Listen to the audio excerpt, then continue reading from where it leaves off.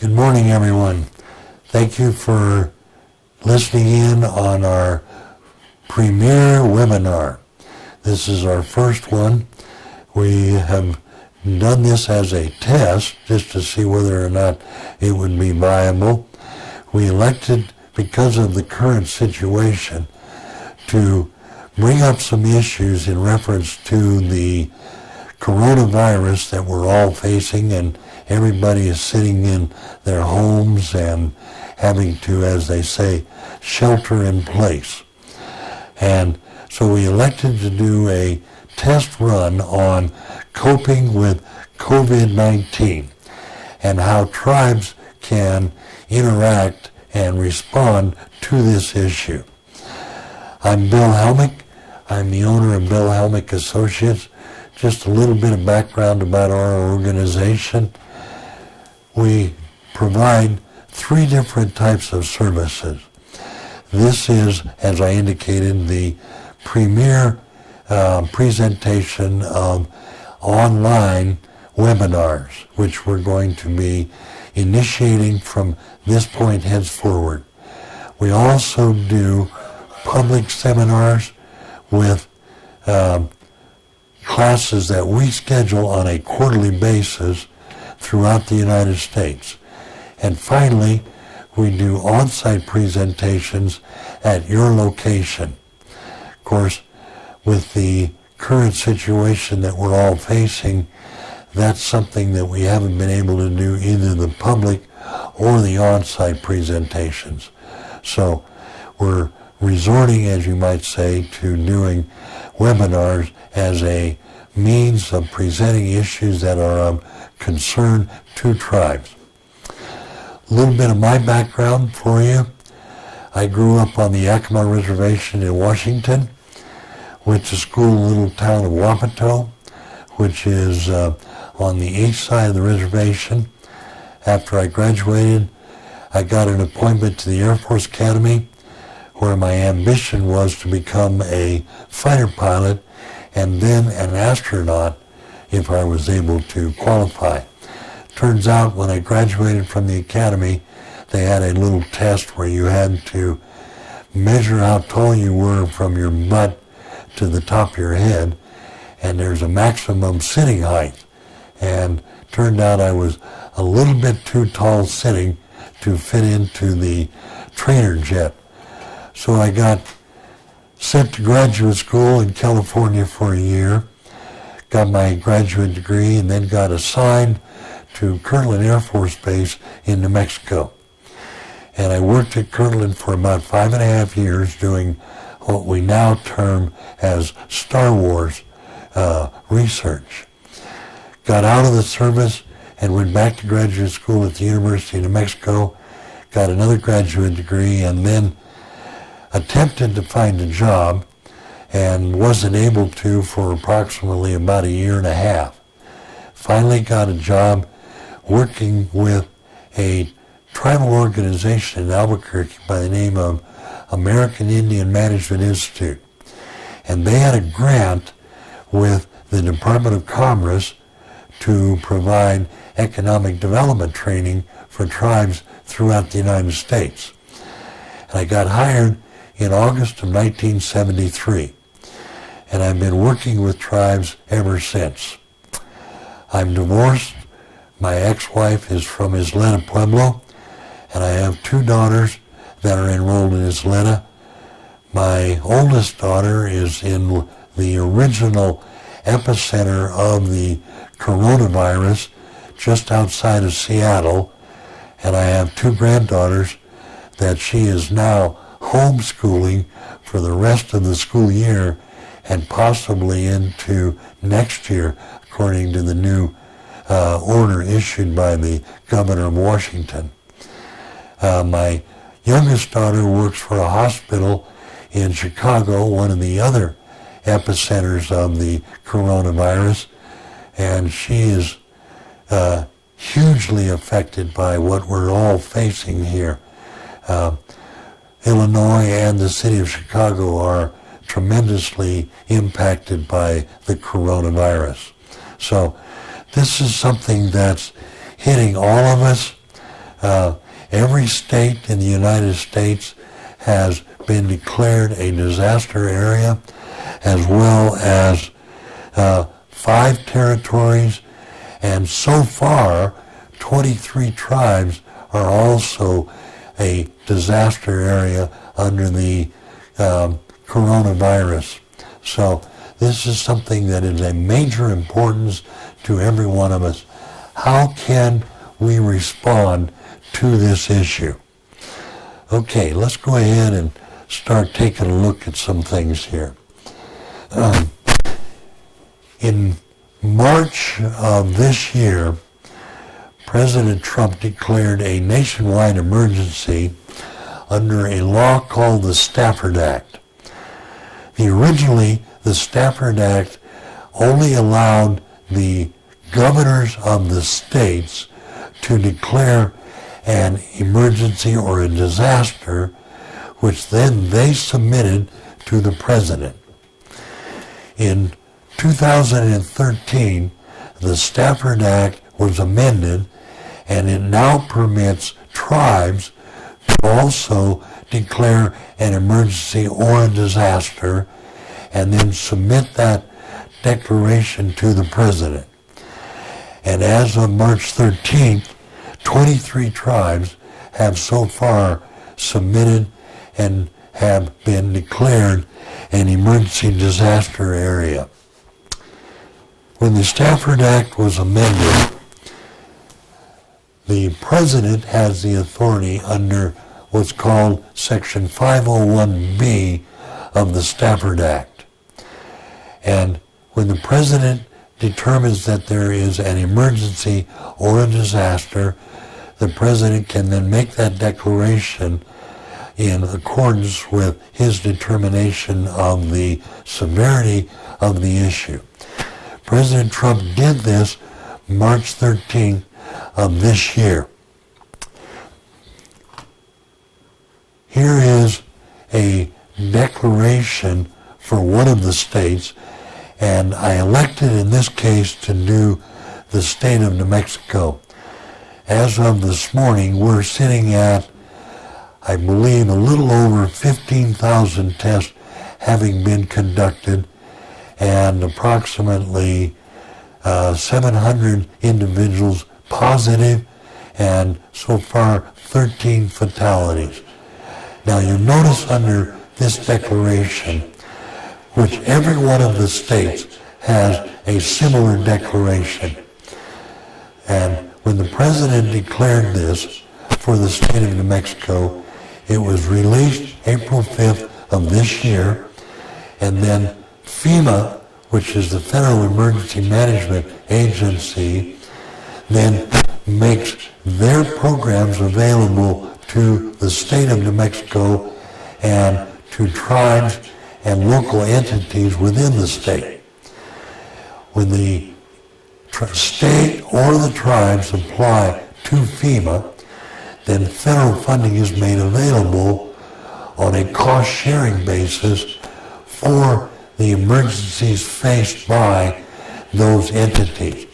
Now, just for clarification here, a disaster is normally considered to be a physical situation like an earthquake or tornado, a hurricane, like Katrina, for example, was a national disaster declared by the president. In our case, we're facing what's considered to be an emergency. And even though it uses the term disaster, it's in actuality an emergency rather than a physical situation. Excuse me. When the FEMA declares this emergency, not only do the organization FEMA make money available to the states, tribes, and local organizations throughout the state, but they also identify individuals in each one of the 10 regional offices throughout the United States who are the federal coordinating officer.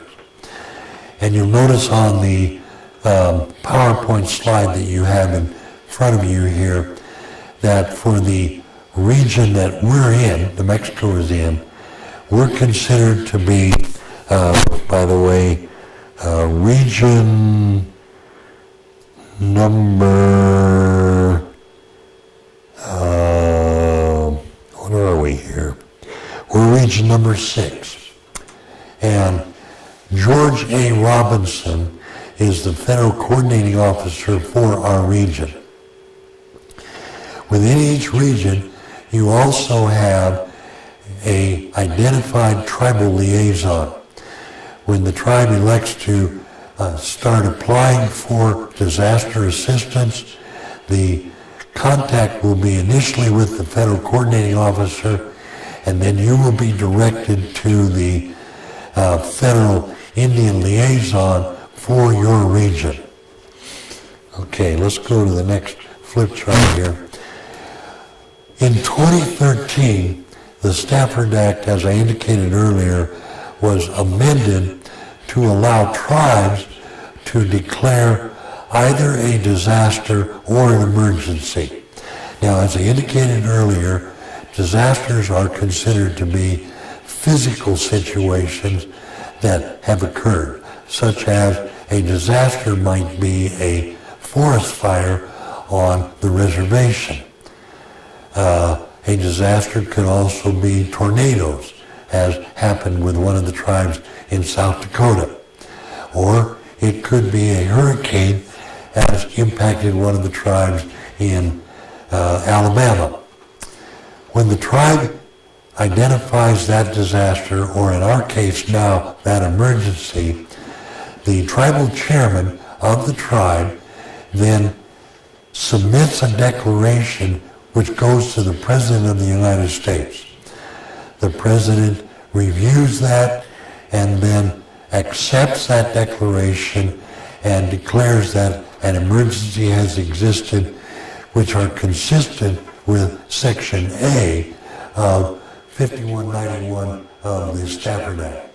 Now you notice in this little PowerPoint slide here, I gave you the citation for the Stafford Act, which is 42 United States Code, and the sections that we're concerned with are Section 5191, 5192, and 5193. And as of 2013, the tribal chairman or president or chief or governor can declare and request a declaration by the president. Okay, let's turn to the next one here. Now, when the tribe submits that request, the tribe then has two options. Now, you noticed earlier on the previous chart, and I'll flip back to it. For New Mexico under release number HQ-20-081 has been declared an emergency declaration site. When the tribe, one of the tribe's issues that you face as a tribe is to decide whether you wish to go to the president as a subrecipient or as a recipient directly. If you go as a subrecipient, that's going to mean then that you will request assistance to your state, in whatever state you're located in, and then you would receive funding through the state as a subrecipient. The state has already received that declaration and is currently applying for federal assistance. You would then submit your request into the state, and they would supplement theirs with yours. Alternatively, the tribe can elect to go directly to FEMA as a primary recipient and deal directly with FEMA as a direct recipient. Now, from the context of management here, one of the consequences would be if you go as a subrecipient, then you would be subject to state terms and conditions which may be incorporated in the agreement that the tribe has between the tribe and the state. Conversely, if you elect to go as a direct recipient, then the tribe's relationship is only with the FEMA, and the terms and conditions are between FEMA and the tribe, and don't include any of the terms and conditions perhaps added by the state. Okay, let's turn here. Now, under Section 5192 of the Stafford Act, the President has the ability and has done so to establish federal emergency assistance. When this happens, the President has several things that they can do. When they do this, initially they direct the executive branch to provide assistance. In this case, when you see there in the first sentence where it says, direct the agency, and I'll put the word agency in quotes.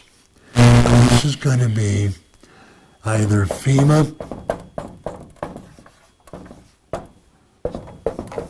HHS, Health and Human Services, and it's also the federal government's repository for supplies, federal sources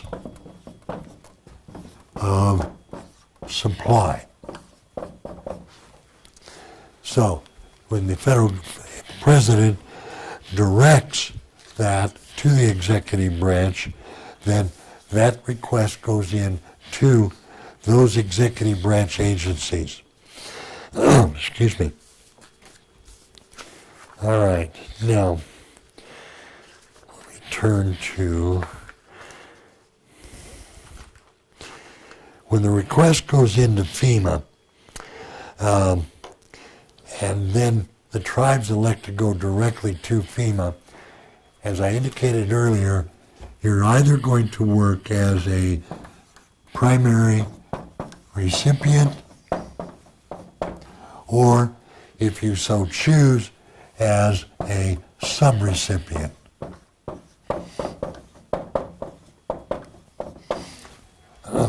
If you elect to go as a subrecipient, then what will happen is that FEMA will provide the assistance to the state, and you'll have to then query and work with the state to obtain any needed resources.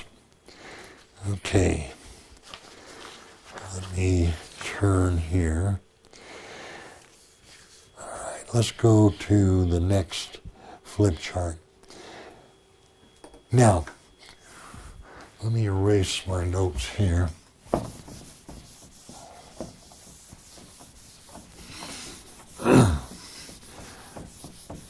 For the purposes of our discussion here, let's stipulate that the tribe is going to go as a primary direct recipient rather than as a subrecipient. What do you have to do in order to implement this process? Well, what are the tribal steps? One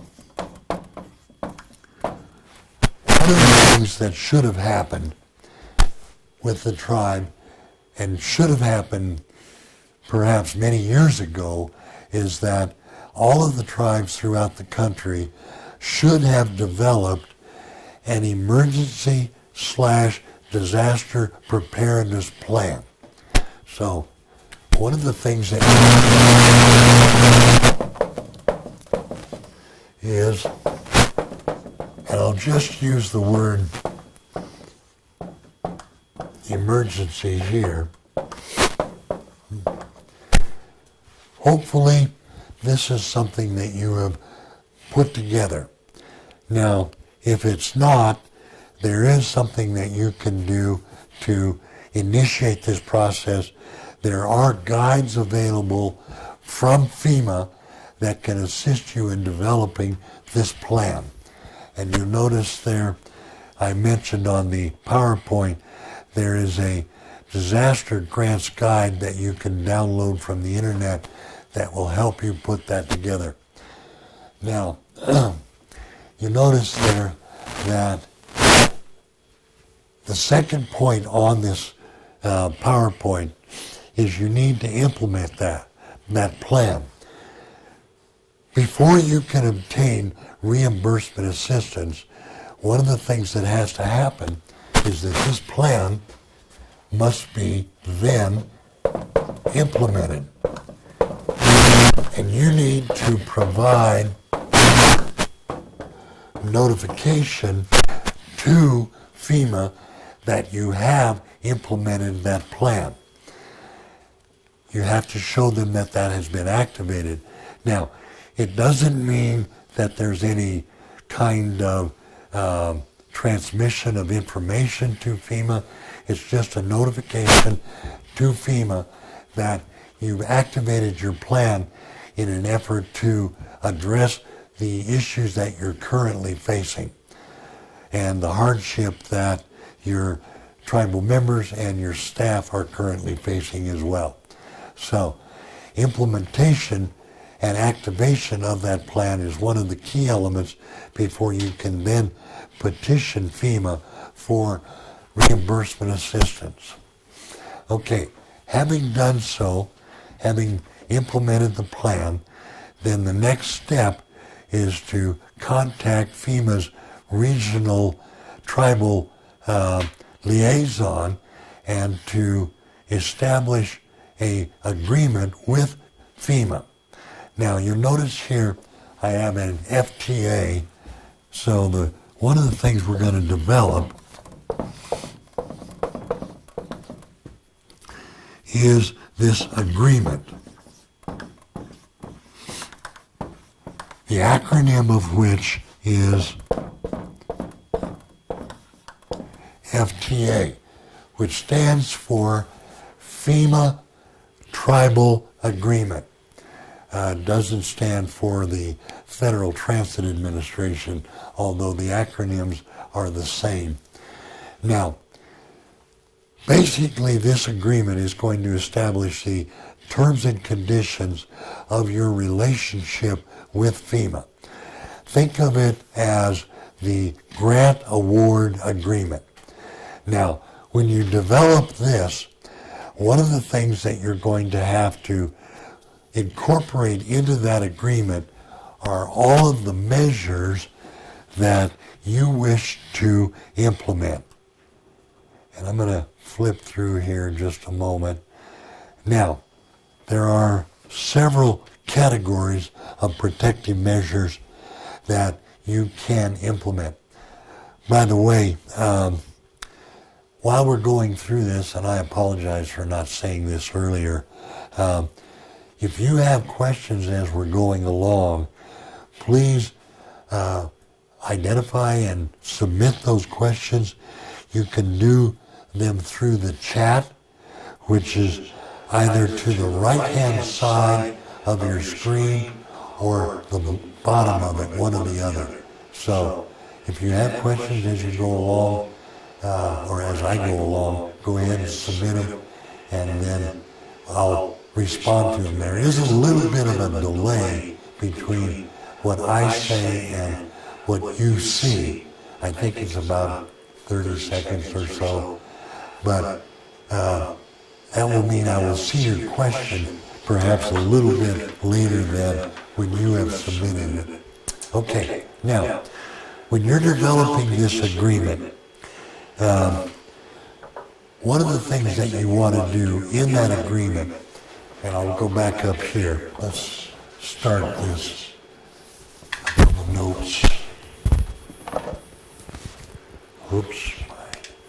Hold on a second.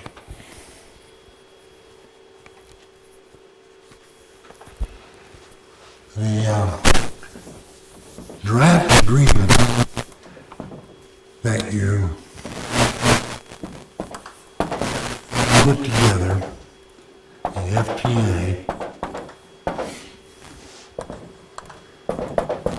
you want to identify what we're going to call the protective measures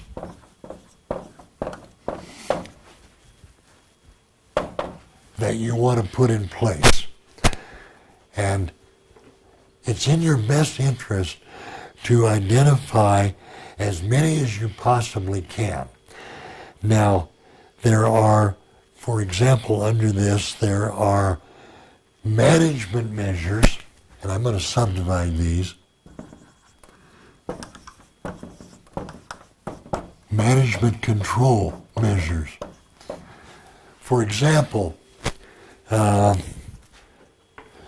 let's say the tribe establishes a emergency operations center. Okay, that is a control category.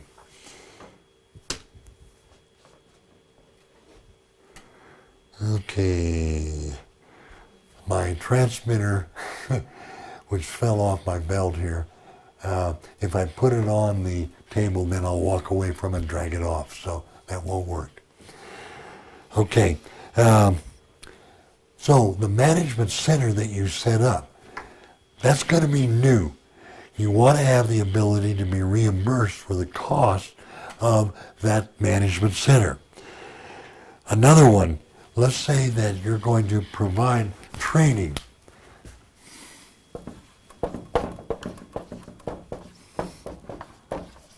I know this may sound a little bit silly, but how about doing training on how to wash your hands, or perhaps training on how to construct a mask for personal protection. So that training that you provide, again, that's a category of assistance for which you can be reimbursed for. One of the things that may occur under this protective measure is that the tribe institutes disinfection of certain facilities that the tribe may have. That, again, reimbursable. Now, as we've seen with a lot of the state offices throughout the United States, a major part of what they're doing, which they may not be doing on the reservation, is the medical testing.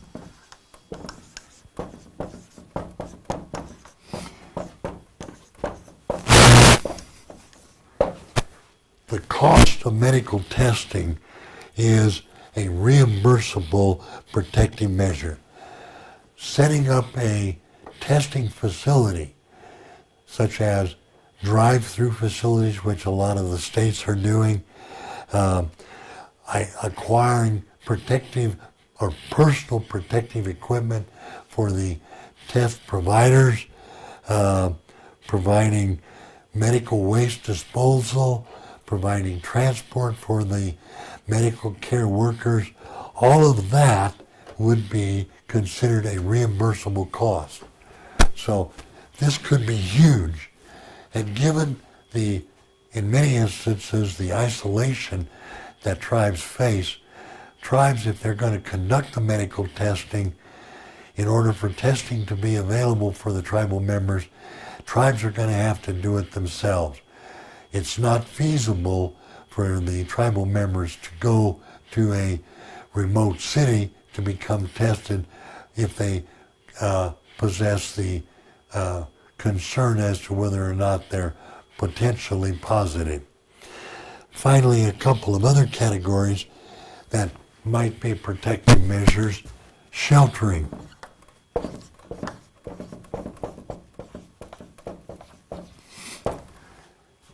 If you have to provide facilities for sheltering, that would be something that such as some of the organizations have had to remodel, if you want to call it that, that's a little bit of a stretch, have had to redo stadiums or convention centers as a sheltering facility, medical sheltering.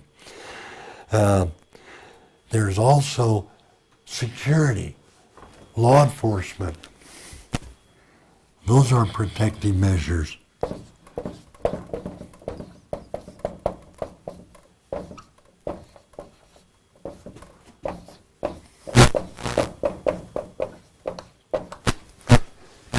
If you have tribal police, and I know that there are, in New Mexico, we've had a couple of the tribes institute a curfew, and that means that the tribal police will have to administer that curfew. That in turn is going to cause those officers to incur overtime, which in turn needs to be reimbursed, and therefore we have that opportunity. So, going back to our flip chart, or our PowerPoint here, when you put together this draft proposal, the major issue that you need to identify are what are all of the categories of protective measures that you wish to seek reimbursement for.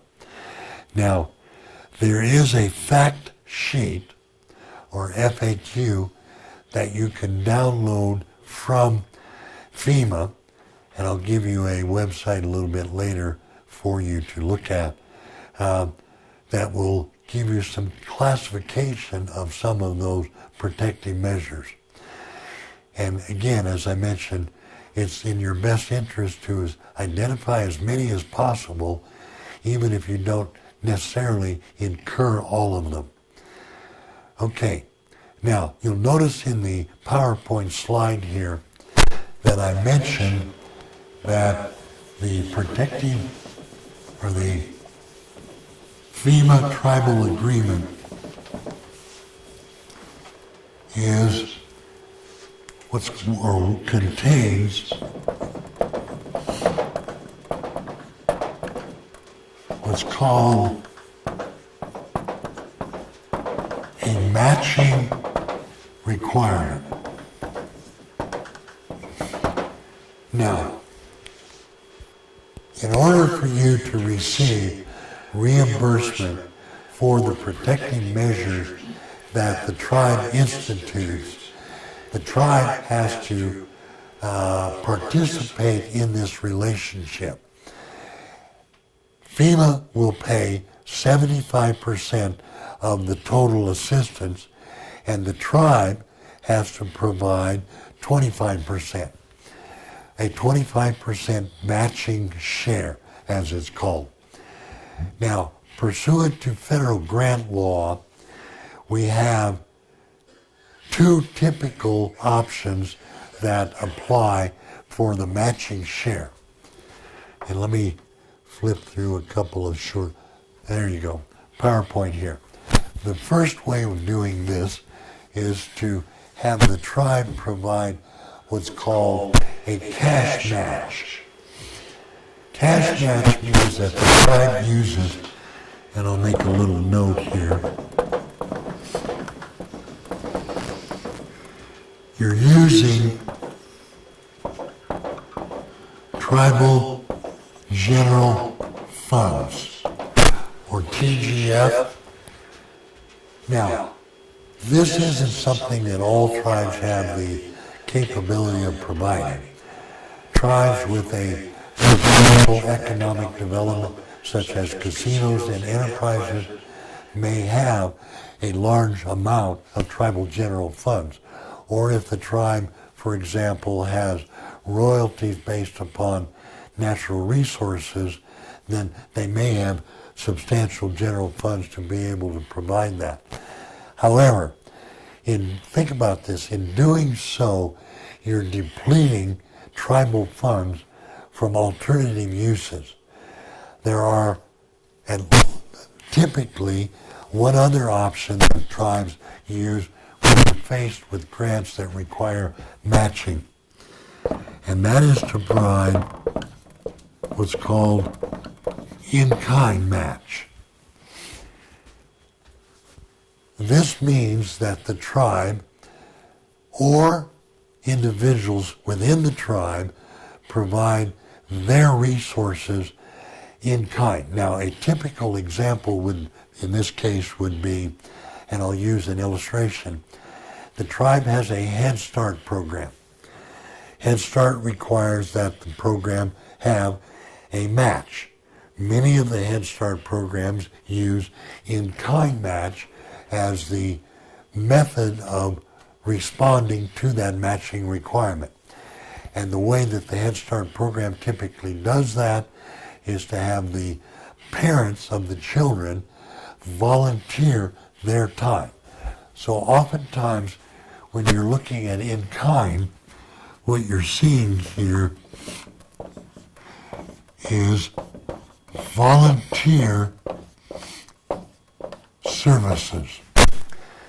Now, one of the things that you'll notice if you've been paying attention to the news is that this is something that there's been a huge upswell throughout the United States of volunteers going to different locations through the United States.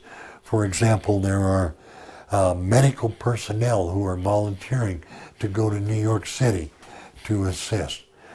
That in turn allows New York City and the state of New York to meet their matching share through in-kind.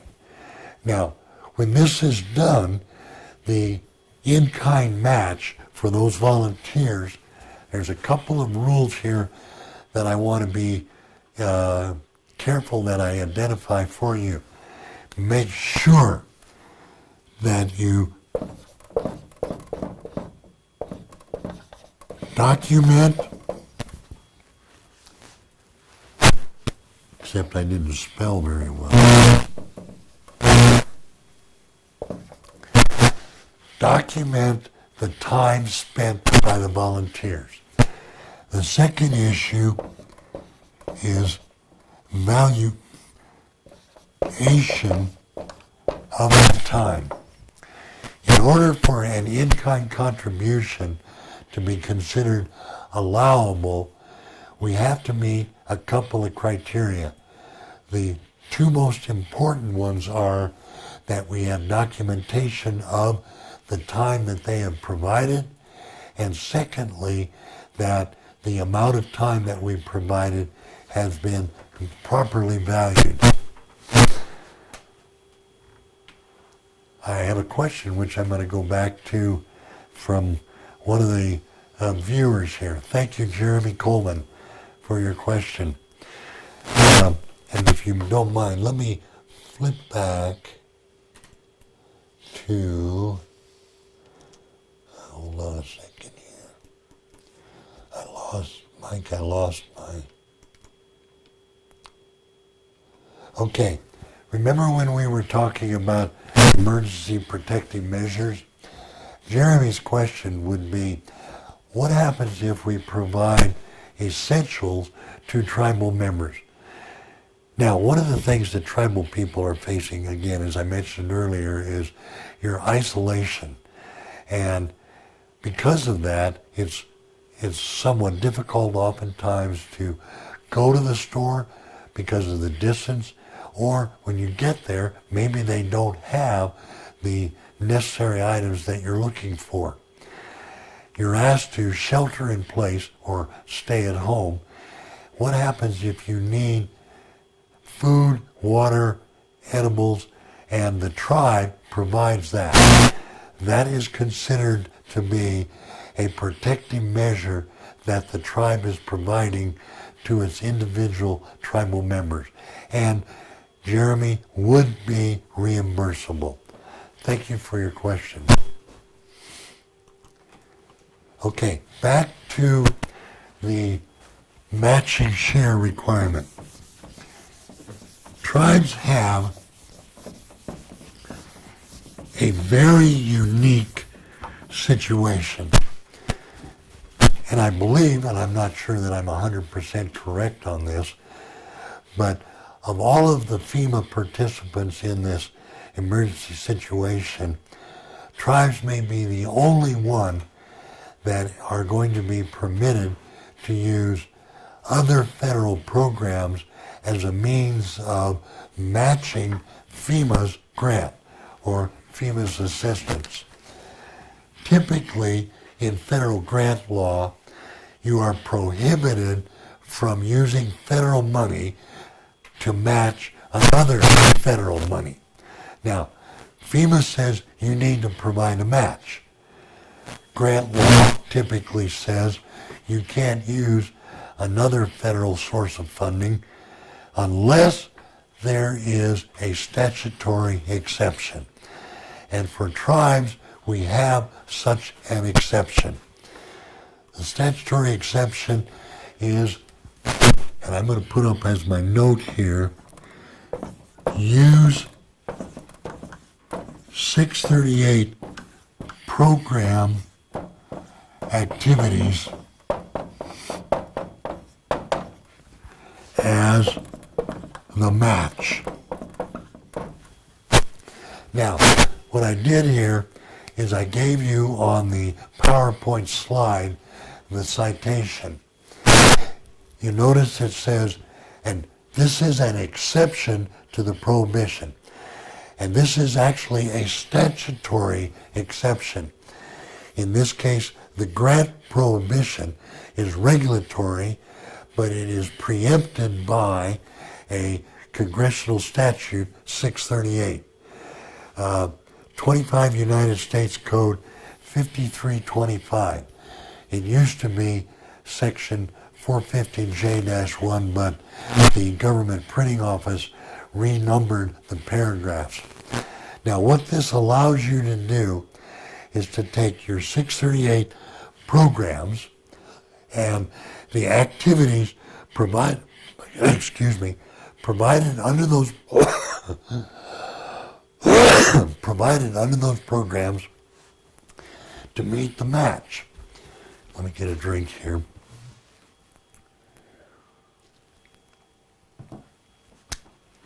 Now, a good example would be you have an Indian Health Service program, and I'll put this up as an illustration. E.g., you have an IHS 638 program called CHR, or Community Health Representatives. One of the things that program typically does, and now is going to in all likelihood be used for this, is to provide transport for tribal members for medical care. Now, prior to the COVID-19, that was just taking a tribal member to, let's say, the dental clinic, the eye clinic, or to get a flu shot, or for a physical.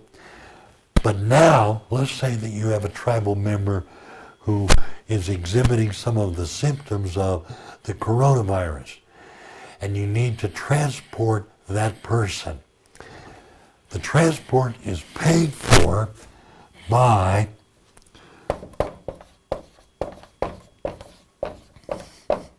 the CHR program. That program then can be used to meet the matching share requirement. Now, let's just do a little hypothetical here. Suppose that you got a grant from FEMA for $100,000. And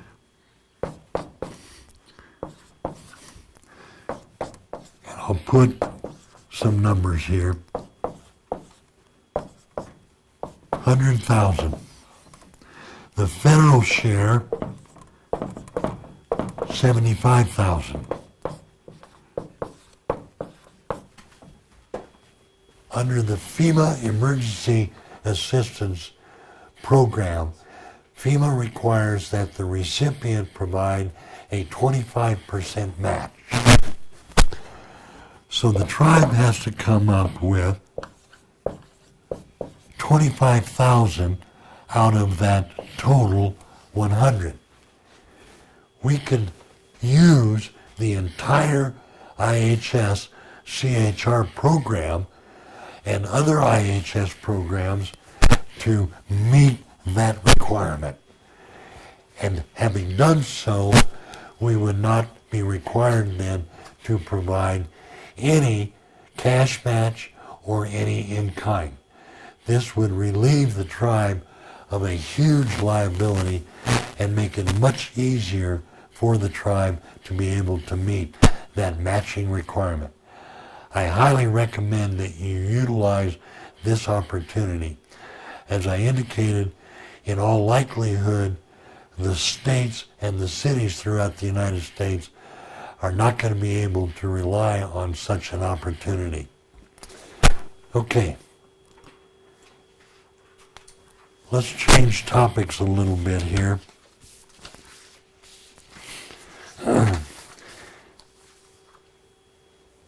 There was a memo that came out, and I'm going to erase my notes up here.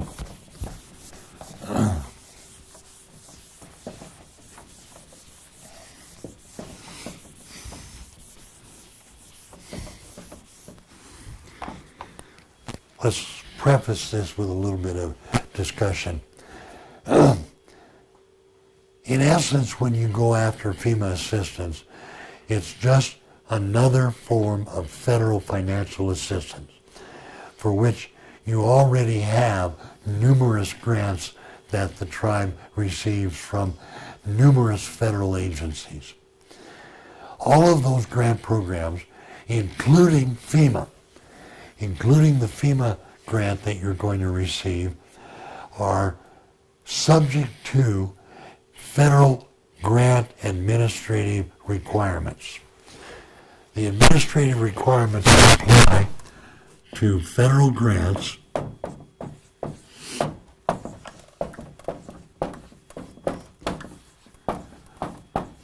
I'll label it federal grant rules, are found in something called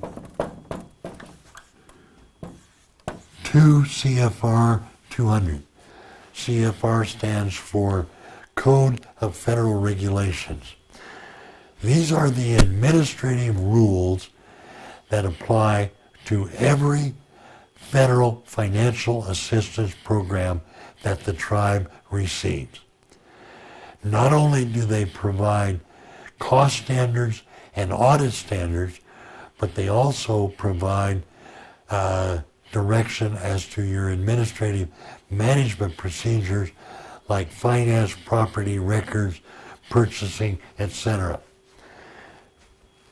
Because of the emergency that we're faced with, tribes now have certain situations that are going to require change in some of your administrative management responsibilities.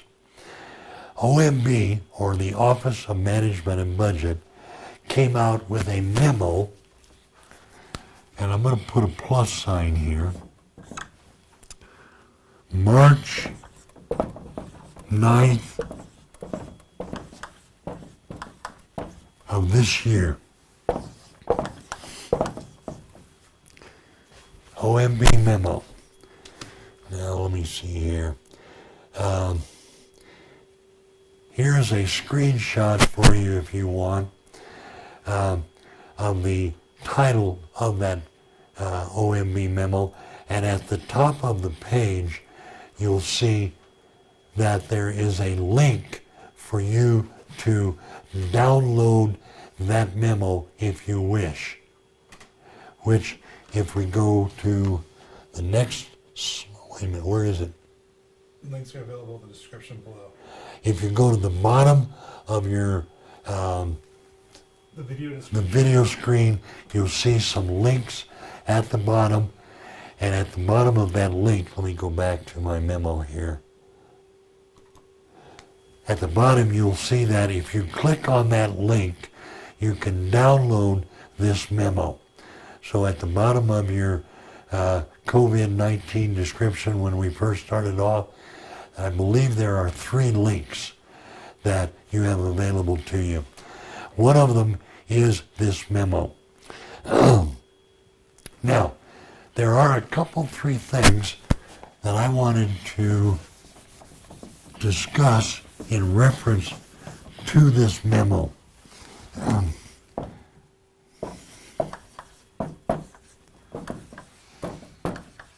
The memo, which came out, as I indicated to you, March 9th, was just at the start of the emergency disaster that we're currently facing.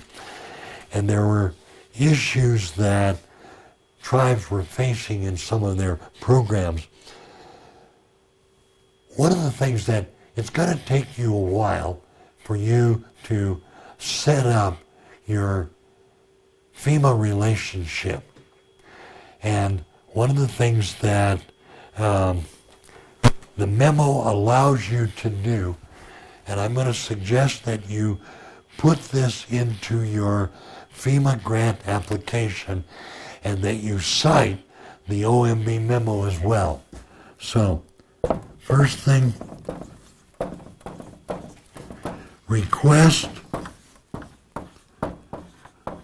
pre-award costs. What this is going to allow you to do is to say you want reimbursement for expenses that you have incurred before the final agreement incurred or established between the tribe and FEMA. So, for example, you may already have been transporting. You may already have had to acquire food and water for tribal members if they don't have it at their location or have access to it because of transport. Or maybe you've had to transport tribal members. Or maybe you had to obtain masks for tribal members. And you don't have the agreement with FEMA yet. Well, those costs would be considered pre-award.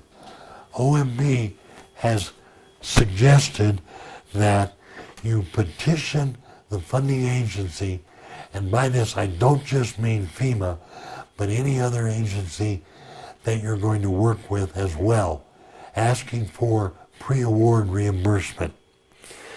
Second thing that you need to ask for your existing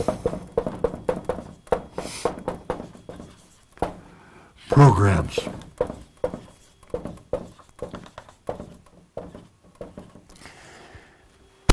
A lot of you are facing, as I personally am and New Mexico is, stay-at-home orders, which means then that you're having to no longer have the ability to go in to the office, and therefore some of your existing programs are in a hiatus, if you will, or suspension. So one of the things that you can do, and this is what OMB has stipulated in their memo, is you can request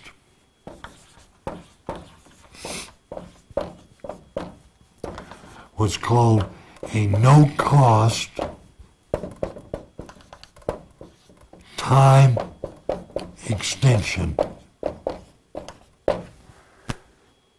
which will be something that will be approved on your existing program if you cite the OMB directive of March 9th. Now, ask for a 1-year extension of the program from the completion date currently in effect or in force for that program.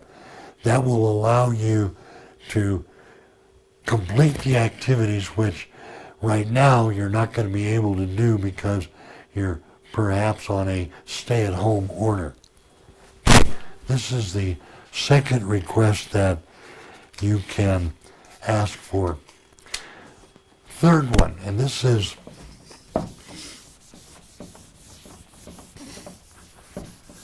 something that a lot of you are facing,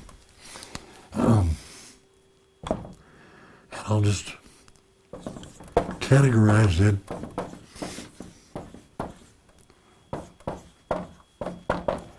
Employee costs. Now, let me do a couple of. All right. I flipped to another PowerPoint slide here. Suppose you've had to issue, or you're going to issue a directive on the staff where the staff have to take administrative leave or leave without pay. Now, I would recommend that you use the term furlough.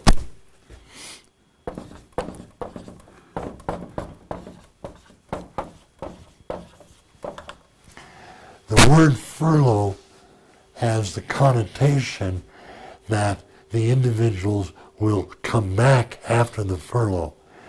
An analogy would be a school furloughs their teacher during the summertime, and then they come back in the fall, start again. Of course, a lot of the schools throughout the United States are already off because schools have been canceled. But what they've done is they've furloughed those teachers. Now, how are we going to pay that? Or let's say we give administrative leave to those individuals. Most of the tribe in their HR policy manual have various types of leaves. Now, a couple things in order to be allowable costs.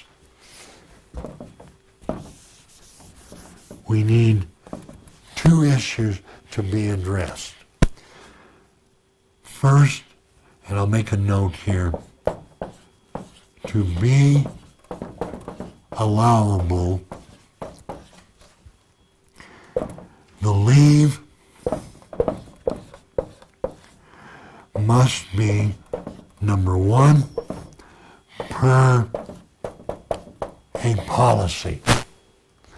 Now, let's just hypothesize here that the tribe's HR personnel policy doesn't have an administrative leave in it, or it doesn't have an administrative leave that addresses an emergency situation like we're presently considering. So a lot of times you will see administrative leave given for severe weather conditions, and that's how the policy is written. We're faced with a different situation now. We want to give administrative leave for not a weather-related situation, but we still want to be able to have that emergency leave, emergency administrative leave, be paid. Well, therefore, we have to amend the policy. So I'll make a note here. We need to amend that policy so that administrative leave incorporates language about emergency situations and an emergency declaration. That will make the cost allowable. The second factor that you have to address here in order to be allowable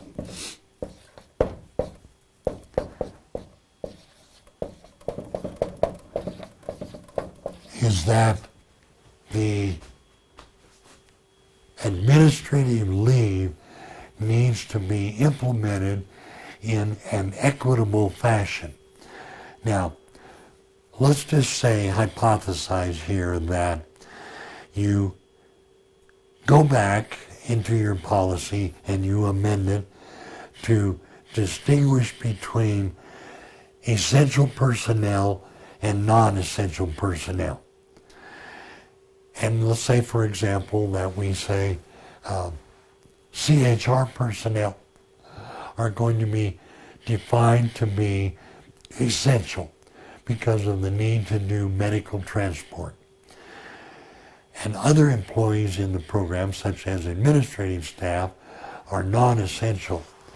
Well, what we need to make sure that we do is that the policy treats everybody in a group or a class equitably. So everybody who is considered to be essential are given the same treatment. Everybody who is considered to be non-essential are given the same treatment. Everybody in a class is treated equally, or as the word uses, equitably. So for the OMB memo to be allowable, even though we can do so per the memo, we have to make sure that it's still allowable. Okay, back to my OMB memo. There are a couple of three other categories in the memo which are going to be as a result of this emergency declaration. One of the most important ones we're facing is going to be reporting. I know that all of you in finance who are sitting home are diligently working, preparing the quarterly financial reports for the first quarter of the year. In case you didn't realize that, I'm being sarcastic.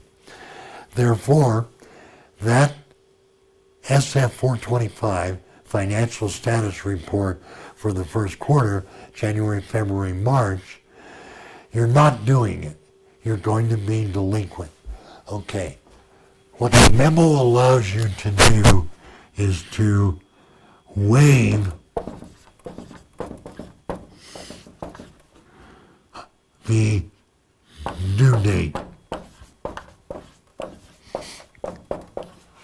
And you can submit the financial report later on when we're allowed to be able to come back into the office and have access to all of the data to be able to do the financial status report, the SF 425.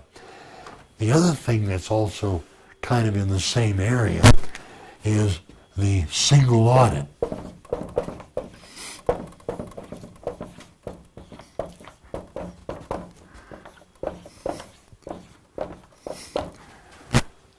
I venture to say that it's very possible for you to have a situation where you hired your auditor, the auditor was coming in right about this month.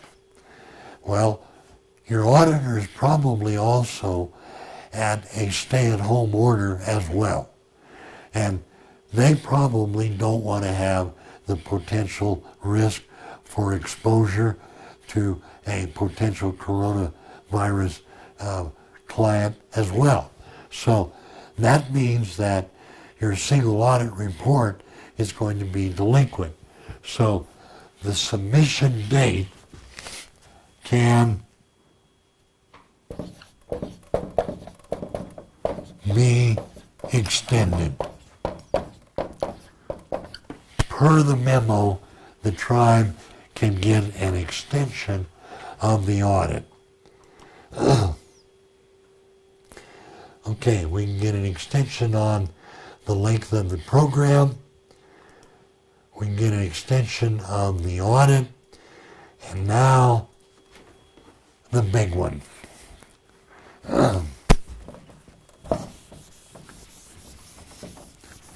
In my eyes, anyway, the big one. In putting together materials for this, I found it interesting that not only did OMB address this issue, but also so did FEMA. And as I indicated earlier, your procurement is governed by, and I'm going to put a note up here, purchasing subject to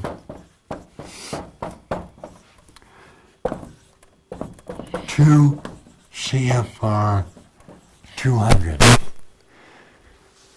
Now, even before the coronavirus pandemic occurred, a lot of the tribes had not updated or revised their procurement policy and procedures. Even without the coronavirus pandemic, tribes need to revise per 2 CFR 2 Code of Federal Regulations 200, you need to revise your procurement policy, as well as a lot of other policies that you have, such as human resources, travel, finance, property, etc. But now we're sitting here in the coronavirus situation, and we're having to make emergency purchases. Per the OMB memo and a FEMA memo as well. And at the bottom of your link here, there was another link to the FEMA directive or the FEMA memo for you. And, whoops, I went back too far. Let's see here. Mike. Hold on, there we go. Yeah. Okay. Put back in presentation. Yeah, I gotta go back into there. Okay. Alright, I gave you the link for the super circular. There's also a link for the FEMA at the bottom of your page as well. Let me scroll down here. Now, procurement concerns. Okay. Now, one of the things in your policy manual, and as identified in the OMB and the FEMA memos, you have to address what are called, and I'll give you two terms. First one is called public exigency. Both of these are purchasing situation. Second one is an emergency purchase. Now, for both of these, what we need to do is in our policy manual, we need to establish for both of these, excuse my bad writing, that you can't wait for a delay. Now, what do I mean by this? If you were to go in a competitive mode to buy, let's say, a transport van, because you have to transport people to the hospital. Competitively, you would have to go out and solicit bids. You would then have to wait for those bids to come back. You would then have to evaluate the bid and then go through the process of awarding that contract. That may take, depending upon the size of the acquisition, weeks. In our situation right now, we don't have time to wait. So we need to declare either a public exigency or an emergency. So now let me erase that part. Now, the word public exigency, in this case, FEMA has actually come out with an interpretation in writing as to what these two terms mean. Kind of to summarize this for you, a public exigency means harm to the public welfare. Whereas an emergency means a potential life, health, or safety of a person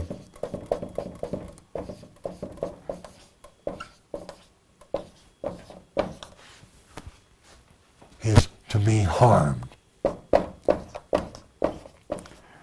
Now, one of the things that you're going to have to do per these two memos is that if you're going to make, and I'll use the kind of acronym here, both of these memos allow you to do something called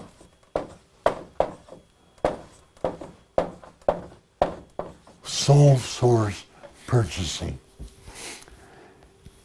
Purchasing situation, both the OMB memo and the FEMA memo for these two circumstances allow you to go sole source, which means without competition. Now, the key here that I want to stress, and I'm going to make two major points here. First, you need to make sure that your policy addresses these issues, which may necessitate revising your policy manual. Second, and in order for these to be allowable costs, you must document these situations. So,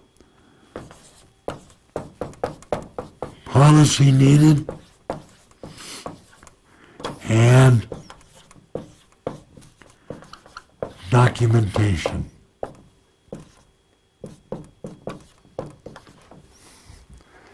Those are the two perhaps most significant. Now, in looking through some of the FEMA materials, I noticed FEMA actually said that if you don't have documentation of either, excuse me, a public exigency or an emergency, they will disallow the cost. So this becomes a huge element for you're going to be reimbursed or not from FEMA. Not just FEMA, but also all of the other organizations that you have grants with as well. Okay, let me go one more. I'd like to summarize now a little bit and offer a couple of other opportunities for you. We're faced with a huge, significant emergency issue throughout the country.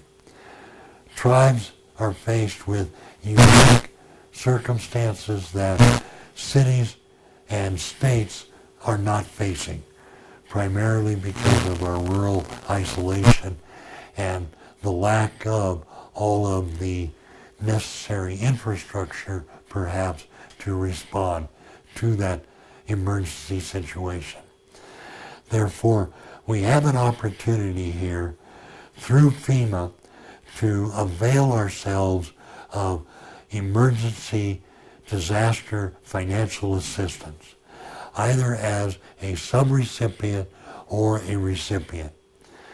In order to avail ourselves of that funding opportunity, the tribes need to submit applications to FEMA pursuant to an emergency declaration plan and and implementation and activation of that plan. Once you have done so, then the implementation is going to require the tribes to do several acts in the course of implementing that funding, not only for the FEMA grant, but also for all of your other programs. Bill Helmich Associates would like to offer our services, if you so desire, in the area of policy development,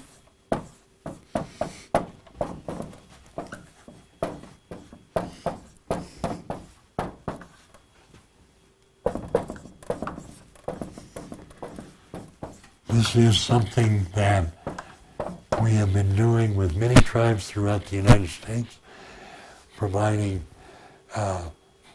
analysis, revision, and critique of your existing policies to make sure that they are in compliance. I noted when we were talking about, for example, the allowability of costs, is that, excuse me, in order for administrative leave to be allowable for an emergency, health emergency, our policy must be addressed.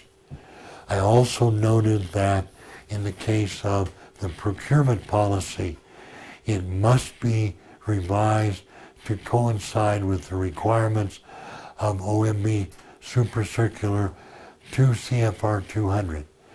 It also has to incorporate the correct language to be able to document the costs and make them allowable for the procurement on a sole source basis. We are also faced with other policies that might be affected, such as property and travel. So I would like to offer, if you so desire, that Bill Helmich Associates can assist you in policy revision, critique, analysis, and development. So, on the last PowerPoint slide, and at the bottom of your introductory screen there are some links. You can reach us at 505-281-9844. And I also gave you 2 emails, bhelmich@flash.net and bhelmich32@comcast.net on the link. I'd like to thank you for participating, and the video will be available on our webpage. If you wish to watch it in the future, you may do so by clicking on the link. And thank you for attending our premiere webinar. Thank you.